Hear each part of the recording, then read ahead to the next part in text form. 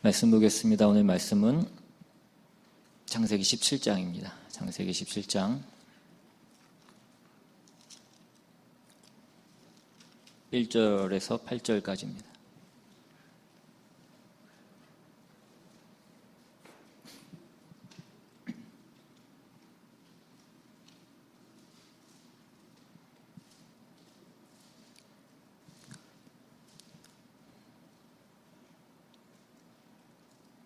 찾으셨으면 우리 한 절씩 교독해서 읽겠습니다. 제가 먼저 읽습니다. 아브라함이 99세 때에 여호와께서 아브라함에게 나타나서 그에게 이르시되 나는 전능한 하나님이라 너는 내 앞에서 행하여 완전하라.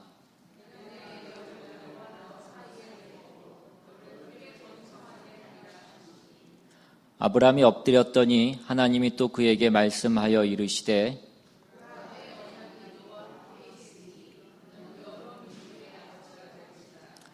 이제 후로는 내 이름을 아브라함이라 하지 아니하고 아브라함이라 하리니 이는 내가 너를 여러 민족의 아버지가 되게 함이니라.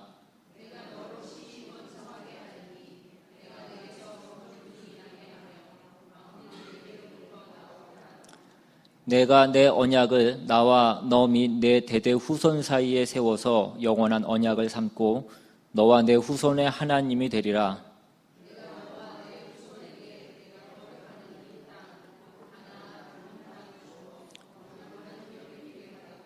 나는 그들의 하나님이 되리라. 아멘. 오늘은 창세기 17장입니다. 16장을 건너뛰었는데 이 17장에 보시면 아브라함이 99세 때라고 그렇게 되어 있습니다. 근데 오늘 본문인 17장 바로 전에 그 16장 마지막 절을 보시면 그 하갈이 아브라함에게 이스마엘을 낳을 때에 아브라함이 86세였더라. 아브라함이 86세였다라고 그렇게 되어 있습니다. 그러니까 아브라함이 하나님의 약속을 받아서 그 하란을 떠났던 때가 75세, 그러니까 그로부터 하나님의 약속을 받은 후로부터 24년이 지난 때이고 또 아브라함이 그 여종 하갈을 통하여서 이스마엘을 낳은 지 13년이 지난 그런 시점입니다. 아직까지도 아브라함의 아내인 그 사레는 아들을 자손을 잉태하지 못했고 그 여종 하갈을 통해서 얻은 그 이스마엘이 유일한 그런 아브라함의 자식이었던 그런 시점, 곧 아브라함이 99세 되던 그때에 하나님께서 아브라함에게 다시 나타나십니다. 그리고 하나님이 아브라함에 나타나셔서 말씀을 주시는데 그 첫 번째 말씀이 무엇입니까? 오늘 본문 1절에 보시면 아브라함이 99세 때에 여호와께서 아브라함에게 나타나서 그에게 이르시되 나는 전능한 하나님이라 너는 내 앞에서 행하여 완전하라. 하나님이 13년 만에 나타나셔서 아브라함에게 주시는 이 말씀인데 아브라함이 이 말씀을 들었을 때 얼마나 당황스럽고 또 힘들었겠습니까?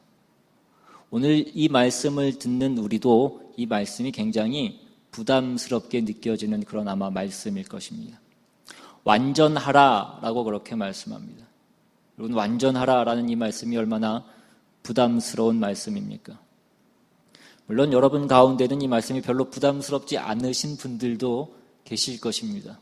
왜냐하면 완전할 생각이 전혀 없기 때문에 그렇습니다. 그러나 이 말씀이 하나님의 말씀이고 또 하나님이 아브라함에게 주신 말씀이고 또한 이 말씀을 보고 있는 동일한 우리 모두에게도 주고 있는 그 말씀이라는 것을 생각한다면 오늘 우리는 이 말씀이 조금은 부담스럽고 힘들어지는 그런 말씀일 것입니다. 하나님이 오늘 우리에게도 이렇게 말씀하신다면 여러분 어떻게 하시겠냐라는 것입니다. 완전하라 라고 그렇게 말씀하신다라고. 말씀드린 대로 성경에 쓰여진 말씀은 당시의 그 대상자뿐만이 아니라 이 말씀을 보고 있는 우리 모두에게도 동일하게 하시는 하나님의 말씀입니다. 내 앞에서 완전하라. 완전하라라고 하는 그 말씀도 굉장히 부담스러운 말씀인데 내 앞에서 완전하라라고 그렇게 말씀하고 있습니다. 이것이 얼마나 더 부담스러운 그런 말씀입니까? 근데 이 내 앞에서 완전하라라는 이 말씀 바로 앞에 어떤 전제 조건을 달고 계시냐면 나는 전능한 하나님이라 너는 내 앞에서 행하여 완전하라라고 그렇게 말씀합니다. 나는 전능한 하나님이라 라고 그렇게 먼저 말씀하십니다. 그러니까 전능하신 하나님 앞에서 완전하라 라고 그렇게 말씀하고 있는 것입니다. 하나님은 인간이 우리가 완전할 수 없다라는 사실을 누구보다 잘 알고 계십니다. 완전하신 분은 하나님 한 분밖에 계시지 않습니다. 그렇다면 이 말은 하나님이 완전하신 것처럼 우리도 그 하나님의 완전하심에 근접하게 가깝게 그렇게 완전하라라는 그 말씀을 하시는 것은 아니라는 것이 분명합니다. 그렇다면 나는 전능한 하나님인데 전능한 내 앞에서 완전하라라고 말씀하시는 어떤 그 이유, 그 의미는 무엇이냐 하는 것입니다. 여러분, 이것은 단순히 하나님이 우리에게 명령하시는 것이 아니라 하나님이 우리에게 명령하시는 것이라기보다는 하나님의 약속인 것입니다. 무슨 말이냐면 전능하신 하나님 앞에서만 우리가 완전할 수 있다라는 그런 말씀입니다. 전능하신 하나님이라는 이 말은 창세기에서 보시면 하나님이 하나님의 자녀들에게 약속을 주실 때, 특별히 그 자손에 대한 약속을 주실 때, 자손에 관련된 그 생육하고 번성하라라는 그 약속을 주실 때 자신을 드러내는 어떤 이름으로 사용했던 것이 전능하신 하나님이라는 이 이름입니다. 그러니까 원어로는 엘샤다이라는 말이고 영어로는 Almighty God이라고 주로 번역이 되어 있는 이 하나님의 이름인데, 이 전능한 하나님이라는 것은 하나님의 백성들에게 자손을 약속하실 때 하나님이 항상 당신을 전능한 하나님이다라고 그렇게 계시하시면서 말씀하시더라는 것입니다.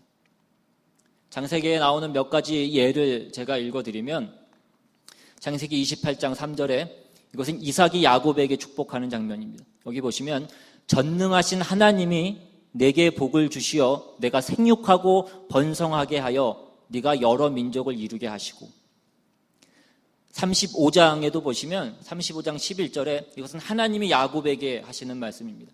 하나님이 그에게 이르시되 나는 전능한 하나님이라 생육하며 번성하라. 한 백성과 백성들의 총회가 내게서 나오고 왕들이 내 허리에서 나오리라. 48장에도 보시면 이것은 요셉에게 주시는 말씀인데 3절에 요셉에게 이르되 이전에 가나안 땅 루스에서 전능하신 하나님이 내게 나타나사 복을 주시며 내게 이르시되 내가 너로 생육하고 번성하게 하여 내게서 많은 백성이 나게 하고, 마지막으로 49장에도 이것은 야곱이 요셉을 축복하는 장면인데 25절에 내 아버지 하나님께로 말미암나니 그가 너를 도우실 것이요 전능자로 말미암나니 그가 내게 복을 주실 것이라. 위로 하늘의 복과 아래로 깊은 샘의 복과 젖먹이는 복과 태의 복이로다.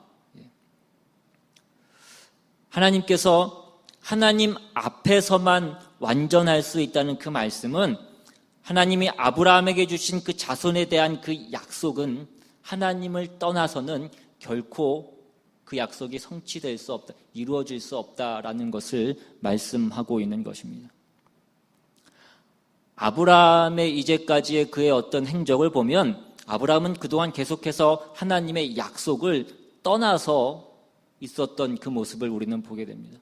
그가 애굽으로 가고 자기의 아내를 누이라고 속이기도 하고 또 자기의 종 엘리에셀을 자기의 상속자로 삼아달라고 그렇게 하나님께 제안하기도 하고, 또 아내 대신 그 여종을 첩으로 삼아서 그에게서 이스마엘을 낳는 것으로 자기의 힘으로 그 약속을, 하나님의 약속을 떠나 있는 그런 모습들을 보여왔던 것을 우리는 보게 됩니다.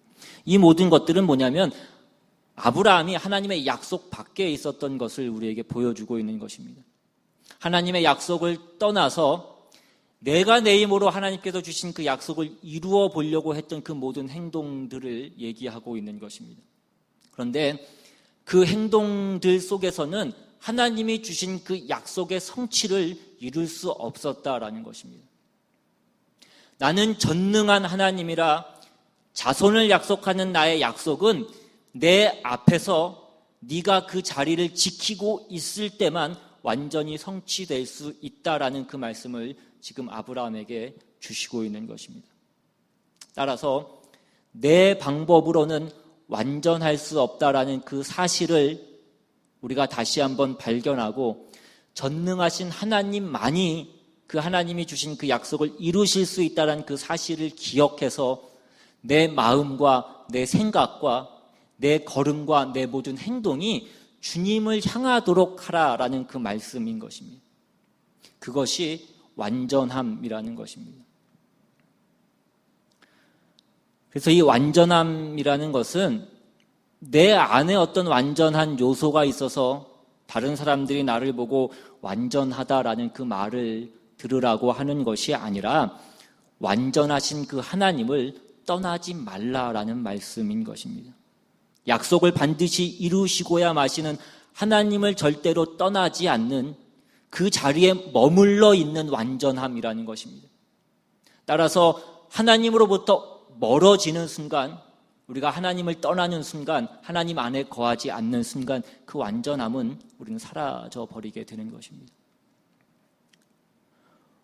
오늘 우리가 읽은 이 창세기 17장의 가치라고 하는 것은 하나님께서 아브라함에게 다시 나타나셔서 아브라함에게 말씀하고 있는 것은 우리가 지난 시간에 보았던 창세기 15장에 있었던 내용을 다시 한번 강조하는 것인데, 하나님이 아브라함을 의롭게 하시고 그 쪼개진 동물 사이를 홀로 지나가심으로 맺었던 그 언약, 그것이 어떤 의미이고 그 사건의 초점이 무엇인가를 아브라함에게 다시 설명하시며 또 오늘 이 말씀을 받고 있는 우리에게도 다시 한번 설명하고 있는 그런 내용인 것입니다.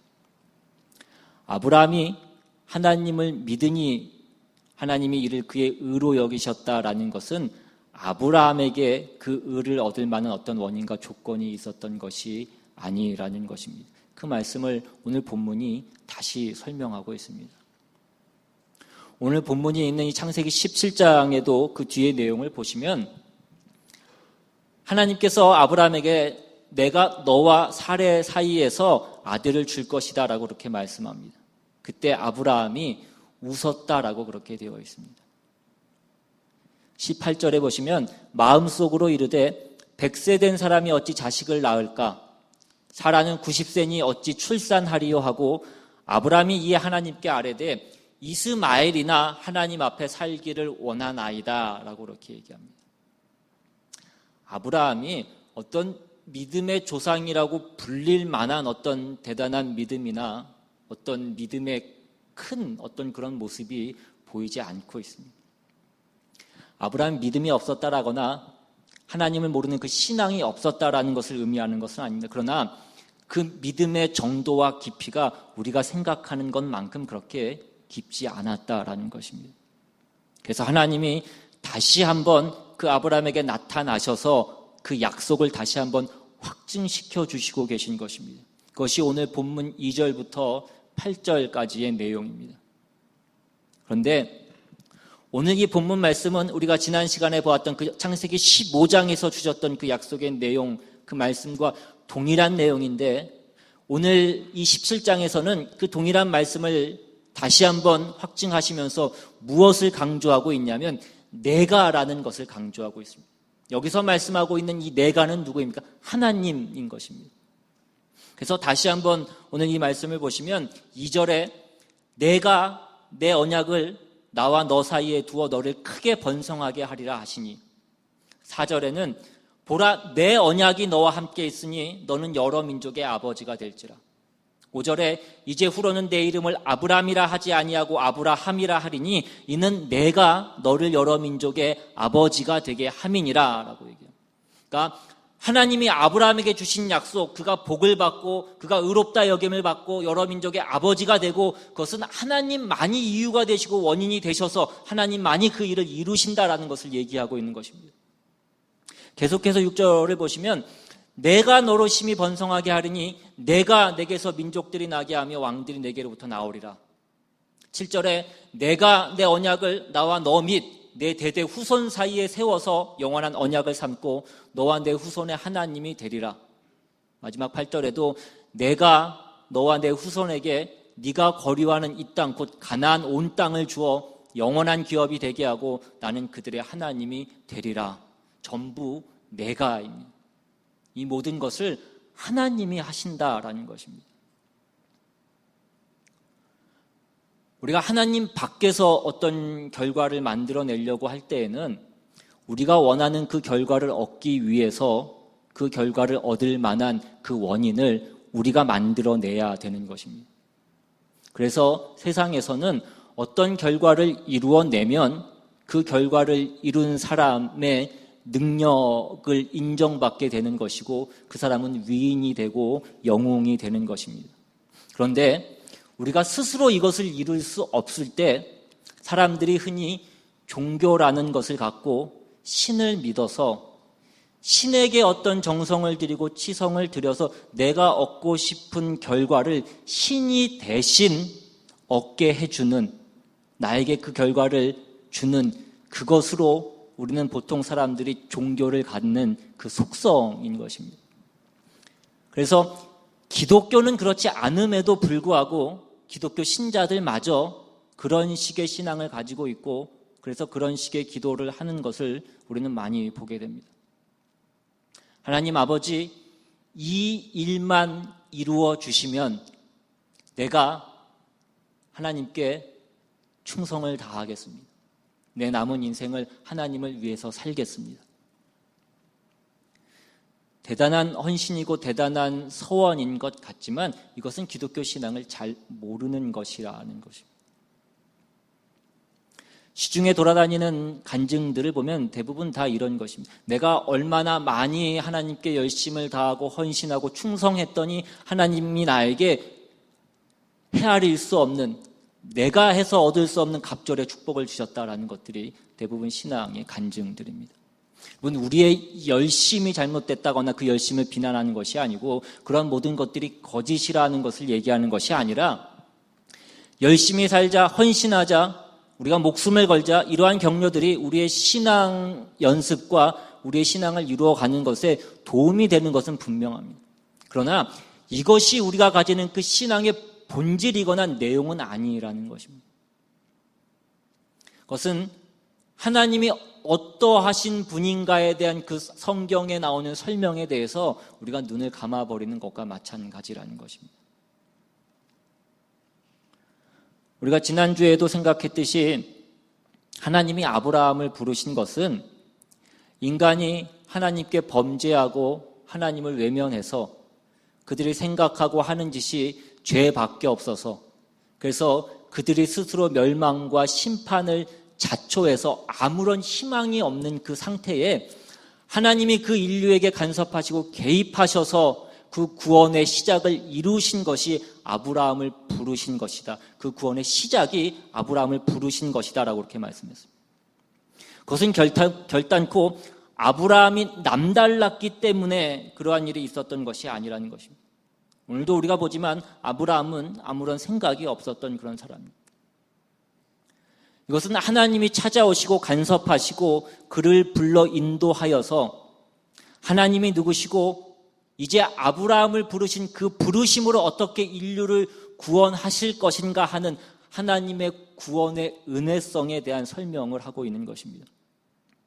그러므로 우리가 여기서 이 말씀 가운데에서 아브라함의 신앙을 본받자라는 것으로 가는 것은 우리가 성경을 잘못 이해하고 있는 것입니다. 하나님이 아브라함을 세우시는 근거와 법칙이 무엇인가를 이해해서 우리가 그 아브라함의 수많은 후손 가운데 하나로 끼게 된 것을 우리가 알므로 우리가 그것에 감격하는 것입니다. 성경이 하는 얘기는 너희는 너희가 구원이라는 그 결과를 얻을 수 있는 그 능력과 실력이 없기 때문에 전능하신 하나님이 이유가 되시고 원인이 되셔서 그 구원을 이루어 주신다라는 것입니다. 우리에게 요구하는 것은 우리 보고 그 결과를 얻을 수 있는 원인을 만들어내라는 것이 아니라 그 구원을 책임지라는 것이 아니라 그 하나님의 약속을 기억하고 그 하나님의 사랑에 반응하라는 것입니다. 우리는 대개 구원에 대해서 얘기할 때면 늘 자기 쪽에서 이해를 하면서 시작하기 때문에 우리가 하는 구원은 다 체험적입니다. 우린 자기 구원에 대한 경험과 이해를 얘기합니다. 그러나 성경이 구원을 얘기할 때는 우리가 지난번에 에베소서 1장에서 보았던 바와 같이 무엇이 근거가 되었고 무엇으로부터 그 구원이 시작되었고 무엇으로부터 그 구원이 가능하게 되었으며 그 구원이 어디를 향해서 가고 있는가, 그 구원의 전체에 대해서 성경은 얘기를 하는 것입니다. 그 전체를 논하는 가운데에서 가장 두드러지는 것은 하나님이 시작이시고 하나님의 뜻이 결과라는 것이 성경이 구원에 대한 그 설명이고 핵심인 것입니다. 하나님의 말씀은, 하나님의 약속은 하나님 자체, 하나님 실존인 것입니다. 그 성취가 예수 그리스도이신 것입니다. 말씀이 육신이 되신 분이 예수 그리스도라고 그렇게 말씀합니다. 그 예수 그리스도가 우리를 구원하기 위해서 죽으셨다라는 것입니다. 하나님이 하나님의 약속에 당신의 목숨을 거셨다라는 것입니다. 그러므로 그 약속을 기억하고 그 사랑에 반응하라는 것입니다.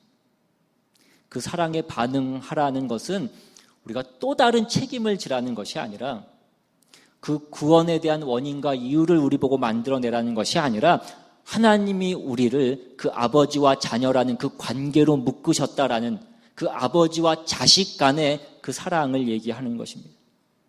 하나님과 우리는 그 아들을 주시기까지 대우하시는 그 믿음과 애정과 사랑과 은혜로 묶여진 관계라는 것을 우리에게 설명하고 있는 것입니다.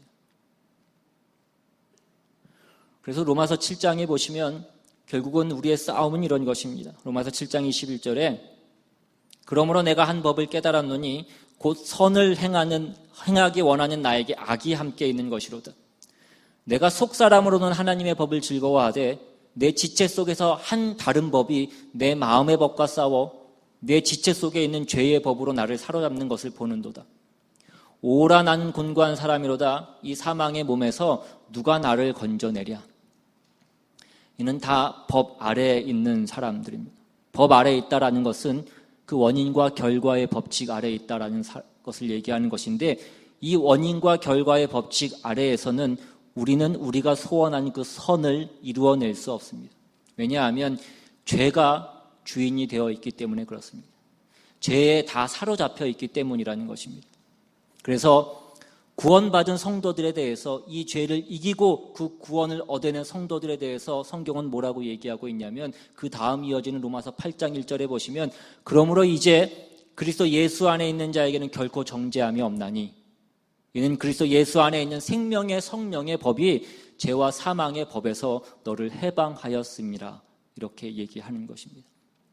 무슨 얘기냐면 하나님의 자녀는 율법으로 더 이상 그 행위의 법칙으로 그 원인과 결과의 법칙으로 대하지 않는다라는 것입니다. 우리가 타인과 타인 사이에서는 법으로 대하는 것입니다. 문제가 생기고 어떤 관계에 문제가 생기면 결국에는 법으로 그것을 해결하는 것입니다. 그러나 가족은 그렇지 않다라고 말씀을 드렸습니다. 가족은 법이 그 기준과 근거가 되지 않고 혈육이라는 천륜으로 사랑으로 그것이 기준이 되고 근거가 돼서 가족을 대하는 것입니다. 그래서 사소한 일 가지고는 오히려 죽일 듯이 하지만 오히려 죽을 일을 했을 경우에는 죽이지 않는 것입니다.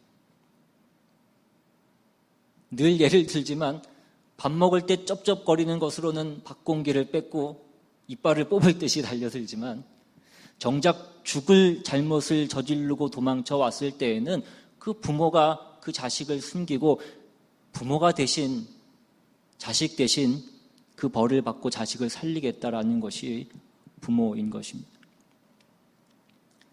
그렇게 법적 관계가 아닌 대로 하나님이 우리를 묶으셔서 우리는 이제 하나님과 그 은혜와 사랑과 믿음의 관계 가운데 있다라는 것입니다. 하나님은 우리에게 있어서 이제 아버지이신 것입니다.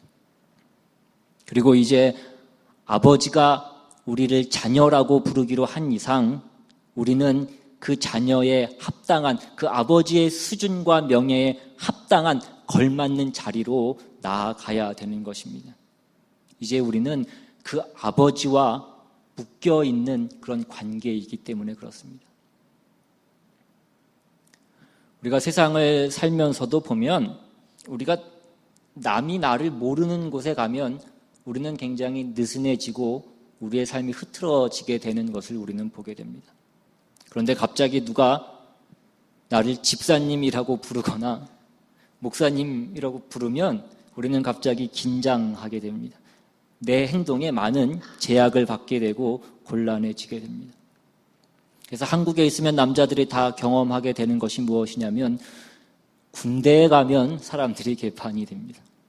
사회에 있을 때 어떤 모습, 어떤 타이틀을 갖고 있었다고 할지라도 군대에 가면 그 안무개는 없어지고 군발이가 되는 것입니다. 제대하고 사회에 돌아오면 다시 멀쩡했다가 언제 다시 그 모습이 나타나냐면 예비군 훈련 가면 그 모습이 다시 나타나는 것을 우리는 보게 됩니다. 왜 그렇습니까? 명예를 지켜야 될 누군가와 묶여있지 않기 때문에 그런 것입니다. 그러나 우리가 저 사람이 누구의 자식이고 저의 아버지가 누구라고 하는 그 얘기를 듣는 순간 우리는 그 부모와 그 부모의 명예가 우리와 묶여 있는다는 사실을 알기 때문에 그것을 의식할 수밖에 없는 것입니다. 그 얘기를 성경이 하고 있는 것입니다. 그래서 성경이 우리에게 하나님만이 이유이시고 근거이시고 운명이다라는 그 얘기를 하는 것은 우리의 운명을, 우리의 복을 내가 책임지는 것이 아니라는 그 말씀을 하는 것입니다. 잘하면 상 받고 못하면 벌 받는 그런 법 아래에 있는 관계, 율법 아래에 있는 관계가 아니라 하나님이 우리를 사랑의 관계로, 그 부모와 자식 간의 관계로 묶으셨다라는 것입니다. 그래서 아버지의 그 기뻐하심에 이르도록 사실은 믿지 않는 자들보다, 하나님이 아버지가 아닌 자들보다 더 고달프게 우리를 하나님께서 인도하신다라는 것입니다. 이것은 내가 조건을 만들기 위해서 내 능력으로 그 싸움을 싸워야 된다라는 것을 얘기하는 것이 아니라 하나님이 자기 아들을 아들답게 만드는 그 훈련이기 때문에 하나님을 아버지라고 부르는 것이 무엇인가를 확인하게 되는 그 순종과 사랑이 완성되는 그 과정이기 때문에 내가 책임을 지는 것보다 훨씬 더 고달플 수 있다라는 것입니다. 그래서 신자는 하나님의 자녀가 되었고 그래서 구원을 받았고 은혜를 받았지만 세상 가운데 더 고달플 수 있는 것입니다. 그런데 우리가 당황하는 것은 내가 하나님께 열심을 드리고 진심을 드리고 내가 헌신을 다하고 충성을 다했는데 그것에 대한 보상이 내게 오지 않는다는 것 때문에 우리는 늘 세상 가운데 당황하고 불안해하고 또 원망하는 것입니다. 왜 그렇습니까? 그것이 우리에게 더 이상 행위의 법칙으로, 그 원인과 결과의 법칙으로서의 조건으로 그것이 있는 것이 아니라 그것이 이제 우리의 삶의 내용이기 때문에 그렇다라는 것입니다.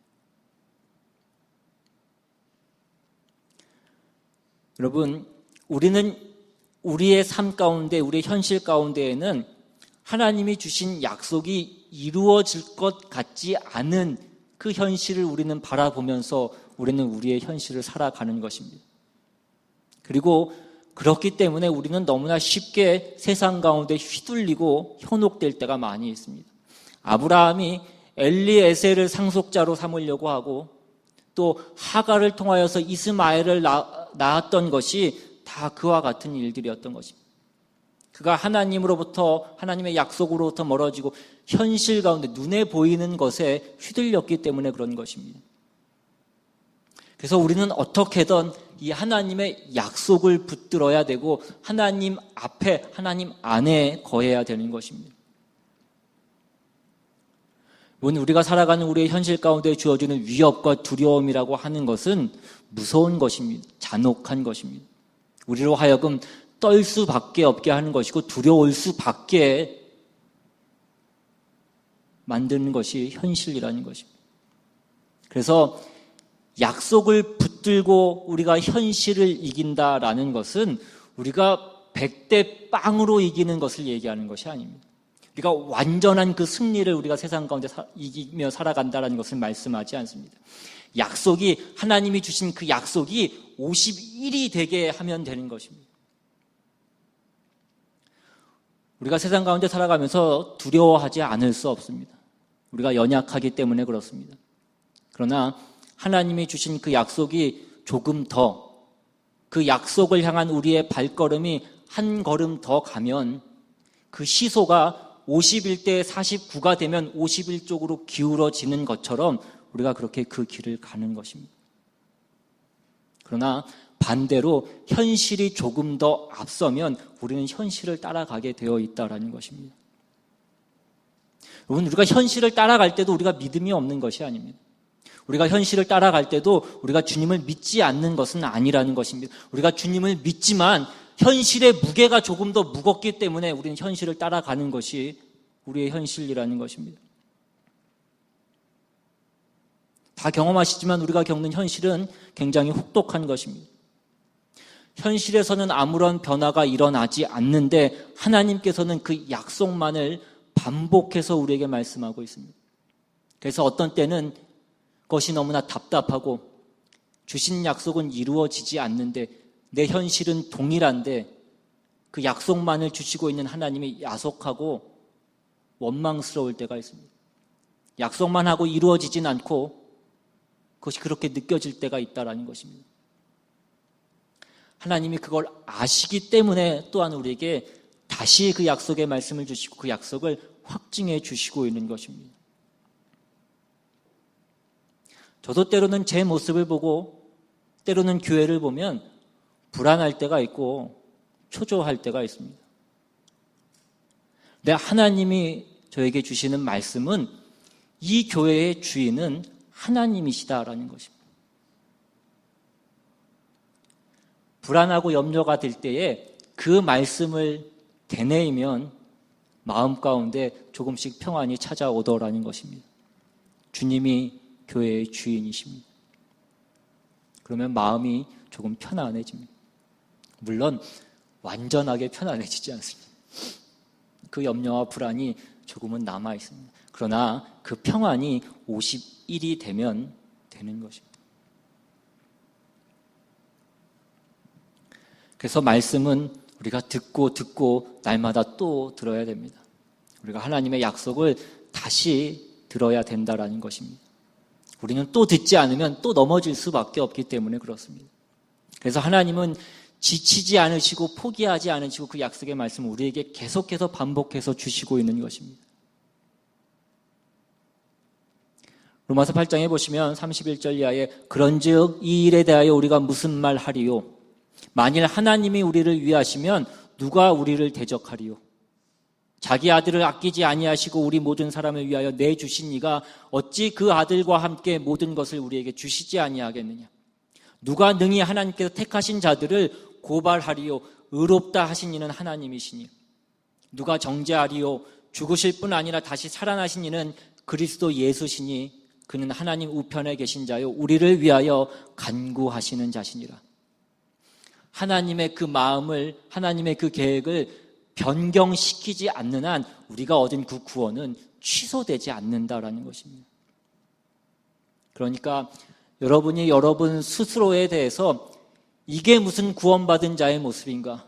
어떻게 하나님의 자녀라는 사람의 삶이 이 모양이고 이 꼴인가라는 그 생각이 드신다라고 한다면 여러분 그것이 여러분의 신앙을 돌아보며 반성하고 여러분의 신앙을 분발시키게 하는 것이라고 한다면 괜찮지만 그것이 여러분을 낙심케 하고 나는 아닌가 보다라는 그 자리로 가게 만든다라고 한다면 그것은 잘못된 거다라는 것입니다. 하나님은 누구보다 나를 더 잘 아시는 하나님이십니다. 내 형편과 내 처지를 잘 아시는 하나님이시고 나에 대한 그 사랑은 절대적이신 하나님이 우리의 아버지이신 것입니다. 그것이 진짜라면 나를 누구보다 더 잘 아시고 내 처지와 형편을 누구보다 더 잘 아시고 그 누구보다도 나를 더 사랑하시는 그 하나님이시라면, 그것이 진짜라면 내 앞에서 벌어지고 있는 이 현실이 이해할 수 없고 납득되지 않는 그 현실이라고 할지라도 거기에는 분명히 하나님의 뜻이 있기 때문이다라는 것으로 하나님을 믿습니다라는 그 자리로 우리가 다시 나아가야 된다라는 것입니다. 여러분, 하나님의 하나님 되심이 오늘 여러분을 하나님의 자녀로 대하사 찾아오시고 말씀하시고 위로하시고 눈물을 씻기시고 여러분의 한숨이 헛되지 않게 하시는 그 우리의 아버지인 것을 기억하시는 그 복된 말씀이 될 수 있기를 주님의 이름으로 축원합니다. 이 시간 우리 한번 찬양하고 기도하기 원합니다. 우리 하나님은 전능하신 하나님이라고 말씀합니다. 능치 못하신 하나님이시고 내 힘으로 내 결과를 만드는 것이 아니라 그 전능하신 하나님이 우리를 의롭다 하시고 우리를 구원하시며 완전케 하실 것이라고 말씀합니다. 우리가 우리의 모습을 보고 실망할 것이 아니라 우리의 눈을 들어 우리를 완전케 하시는 그 주님을 바라보고 나아가는 우리 모두가 될 수 있기를 바랍니다. 시간 같이 찬양합니다.